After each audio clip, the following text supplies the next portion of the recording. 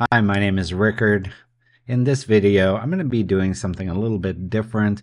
Rather than a tutorial, I'm going to do a 1 hour composite. I'm going to condense that into a 15-minute time lapse and give you some commentary on it. This is for our Nucly Facebook monthly challenge that we've just introduced, which I'll tell you more about at the end of the video.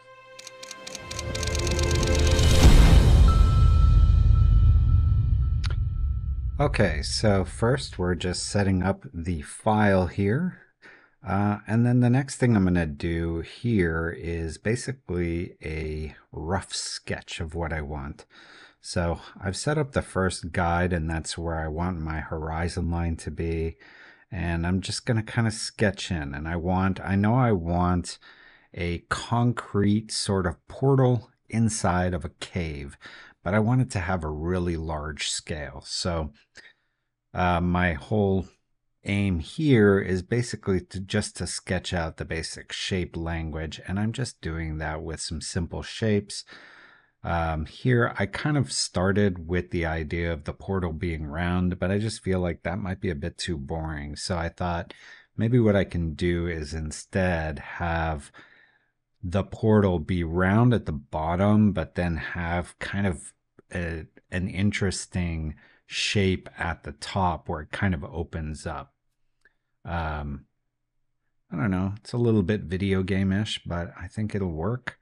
And here I'm just using some shapes to get one side of it how I want, and then I'll just flip that to the other side here. What I did was I selected both of them and I just moved them out of the way and then back in so that they would snap to my center guide there. All right, and then I'm intersecting my various paths here so I get everything looking right. I threw away my initial sketches now that I have a basic shape that I like.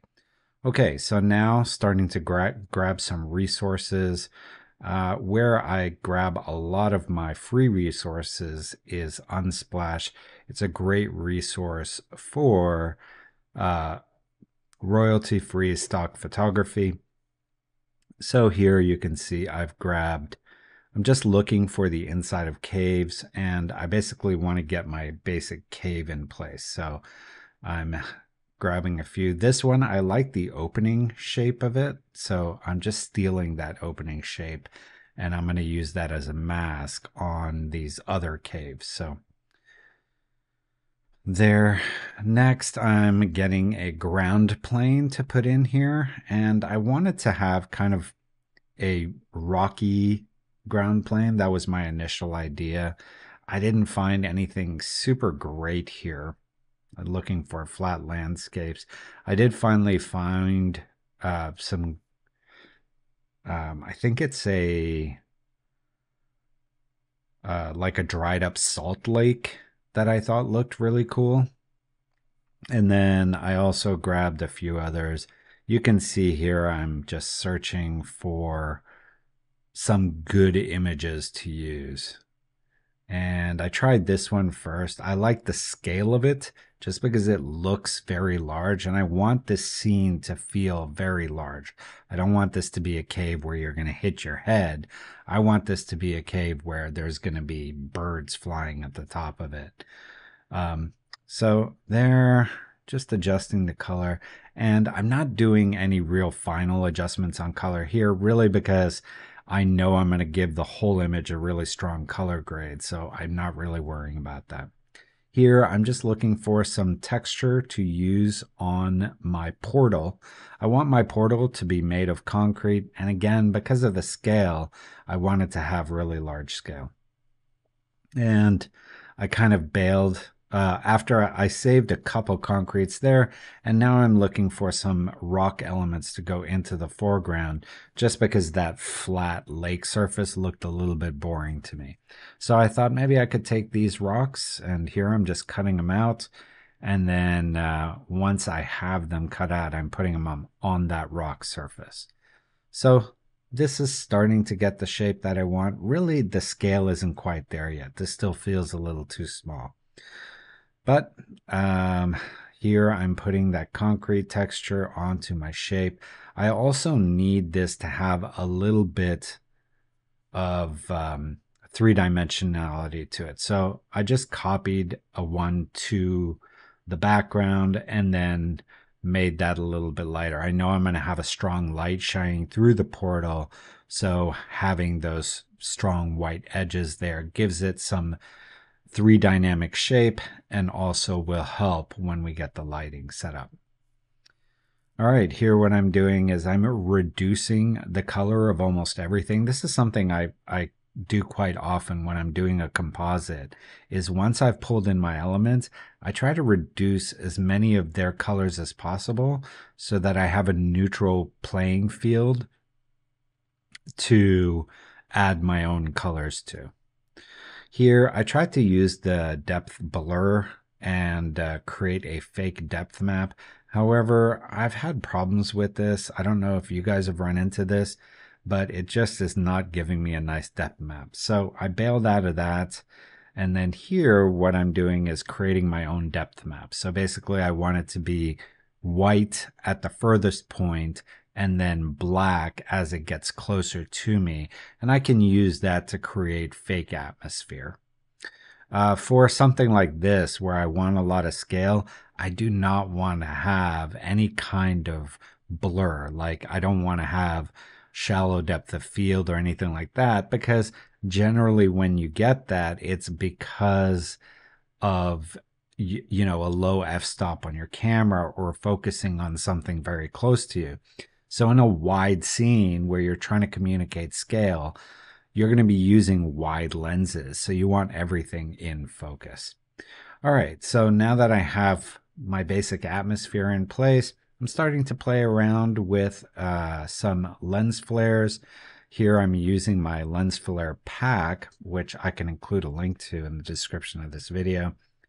For anything that's sci-fi, I'm always going to use a couple flares. All right, here I'm just trying to shape the light a bit. I'm doing this mostly with gradients and curves, just trying to get a right balance of light on the concrete element and then also light coming in from the back of the cave. Again, I want this to have a lot of scale, so there would be a lot of atmosphere here. Also, I want there to be a glow coming out of my portal. So here I'm doing that. I first just did a gradient and then I'm going to intersect it, cut out everything else. And then here I'm using my lightsaber glow, one of my Nucly actions. This basically just creates a really cool color glow on whatever white layer you select. So with that done, I'm now trying to see if I can get kind of a reflection happening on the floor.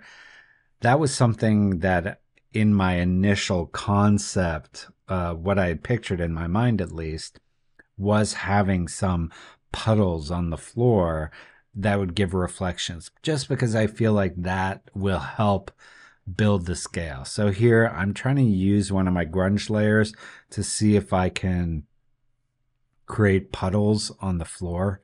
So I'm just blurring it and then using some curves, just trying to get some organic shapes for the puddles. Now, eventually this didn't quite work out, but it's a trick you might try. You can see there what it did. The problem is we have this very obvious salt pattern, the dry salt, and it just is competing with anything else that I'm putting on top of it. All right, because I used cyan on my portal, I want to give my background some warm colors. Now, the direct complementary for cyan is actually more of a red color, but I couldn't think how would I get a red in there. So I went with kind of a gold color.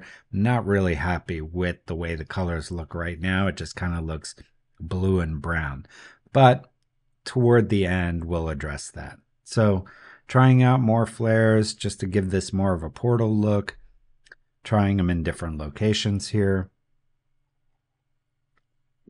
And when you're using a flare, all you're doing is putting it on screen blending mode. I kind of like the rainbow refraction happening at the top. So I'm going to use that flare just for that. And then also here, I'm looking for something to break up my foreground. Still not quite happy with it. So that's what I'm looking for here. I looked at this one and I thought this did look kind of cool, but again, it's not the scale I want. She's too big for this image. And also, it just kind of gives the scene, I don't know, it just wasn't working. So I bailed on that one. Here I'm using one of my silhouette brushes, and these are great for adding people in these large scale composites because you don't need a lot of detail. For a small person like this, especially in front of a big light source, they would be just a silhouette. So silhouette brushes are awesome for this kind of thing.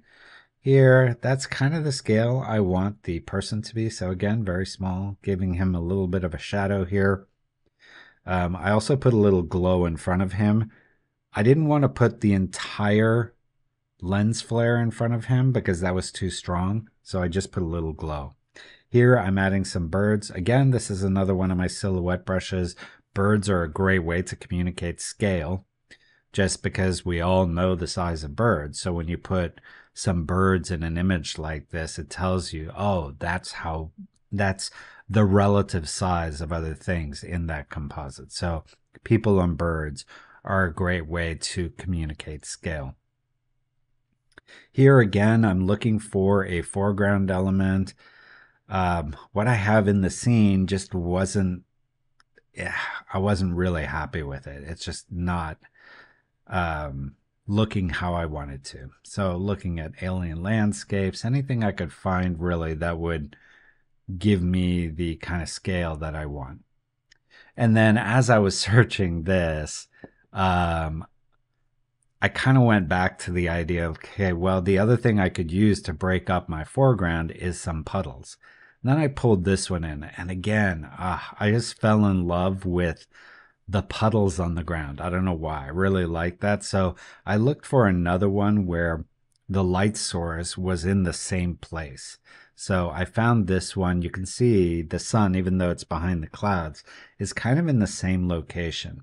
And then I thought, well, here would be a great opportunity to bring in my red color because I can change the green of the ground to a red color. It looks somewhat alien, but that would complement really nicely with that cyan color. So that's what I did. I just used a hue saturation. I targeted the green and pushed that toward red. And if you're interested in color harmony, by the way, I am running a 50% discount on my color grading masterclass, which talks all about color theory, kind of which colors you want to use and which colors work really well together. So there I created the reflection inside of the water there, which, I mean, and this, to me, this really helps with the scale. You know, it's so large that as we're looking far into the scene, we're even seeing the reflection on the water. And here I'm adding also the reflection of the first elements of cave opening there. And we're getting close to the end here. I wanted a few more birds kind of closer to us, so I made those bigger, but I didn't want them to be an exact copy. So even though this is my brush, what I'm doing here is just breaking them apart a bit, kind of throwing some of the birds around so that they're all not in the same cluster as the smaller birds. Here, just as a final step, I'm adding some film grain. There's a lot of ways to do this. I really like using camera raw on a gray layer and then putting it on vivid light. That way I can go back and change the size or the roughness of the grain. All right, next I'm adding a color grade. Here I'm looking through my recently released cinematic adjustment presets. I like some of these. The problem was after I loaded a few, the preview function stopped working. This seems to be a bug in the latest version of Photoshop. Hopefully they fix this, but after getting kind of frustrated with this, I decided to just go ahead and do my own color at the end here. I wanted to punch up the reds a bit and then do a little bit of an S curve and also put some blue into my shadows. So there you have it. Here you can see my final composite. I'm pretty happy with it. If I spent more time, I probably would have done a better sketch at the beginning and spent a little more time getting more assets, maybe even taken my own photo for the main subject. However, for a 1 hour composite, I'm pretty happy with this, and it's something that I'd be happy to post to our monthly Facebook compositing challenge. I did mention at the beginning that I'm doing this for the Facebook challenge. Basically, what we're doing in the Nucly Facebook group is every month we are posting a challenge. You will have 3 weeks to submit your composites. At the end of those 3 weeks, myself and some guest judges will pick a winner, and then we'll also have a popular winner, which is whichever post gets the most likes. Now, right now, the winner will get a Nucly product, obviously bragging rights, and will also be featured in our Nucly newsletter and also on our Nucly socials. In the future, we might also have some schnazzier prizes. So if you're interested in doing compositing challenges, definitely suggest you check that out. Otherwise, check out my channel. I do have a lot of YouTube tutorials. And if you're interested in learning about Photoshop compositing, check out nucly.com. All right, I'll see you next time.